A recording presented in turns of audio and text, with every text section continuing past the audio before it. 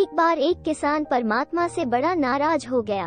कभी बाढ़ आ जाए, कभी सूखा पड़ जाए, कभी धूप बहुत तेज हो जाए तो कभी ओले पड़ जाए। हर बार कुछ ना कुछ कारण से उसकी फसल थोड़ी खराब हो जाए। एक दिन बड़ा तंग आकर उसने परमात्मा से कहा, देखिए प्रभु, आप परमात्मा हैं, लेकिन लगता है आपको खेती बाड़ी की ज्यादा जानकारी नहीं है।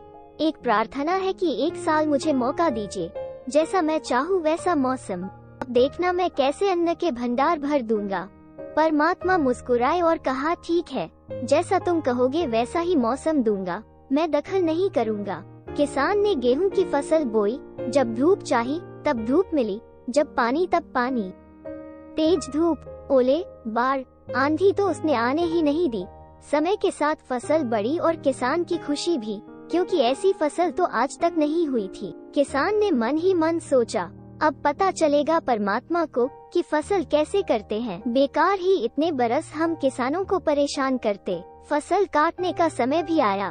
किसान बड़े गर्व से फसल काटने गया, लेकिन जैसे ही फसल काटने लगा, एकदम से छाती पर हाथ रख कर बैठ गया।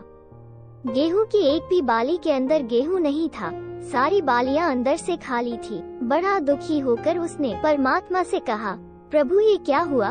तब परमात्मा बोले, ये तो होना ही था, तुमने पौधों को संघर्ष का जरा सा भी मौका नहीं दिया। ना तेज धूप में उनको तपने दिया, ना आंधी ओलों से जूझने दिया, उनको किसी प्रकार की चुनौती का एहसास जरा भी नहीं होने दिया। इसीलिए सब पौधे खोखले रह गए। जब आंधी आती है, तेज बारिश होती है, ओले गिरते हैं, तब पौधा अपने बल से ही खड़ा रहता है। वो अपना अस्तित्व बचाने का संघर्ष करता है और इस संघर्ष से जो बल पैदा होता है वो ही उसे शक्ति देता है, ऊर्जा देता है, उसकी जीवटता को उभारता है। सोने को भी कुंदन बनने के लिए आग में तपने, हथौड़ी से पिटने, गलने जैसी चुनौतियों से गुजरना पड़ता है, तभी उसकी स्वर्णिम आभा उभरती है, उसे अनमोल बनाती है। उसी तरह जिंदगी में भी अगर संघर्ष ना हो, चुनौती ना हो, तो आदमी खोखला ही रह जाता है, उसके अंदर कोई गुण नहीं आ पाता।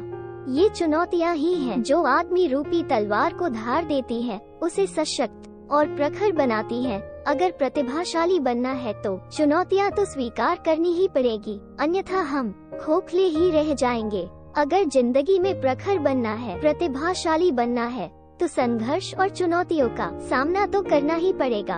हेलो दोस्तों, कहानी अच्छी लगी? JK मोटिवेशनल 0968 चैनल को लाइक और सब्सक्राइब करें।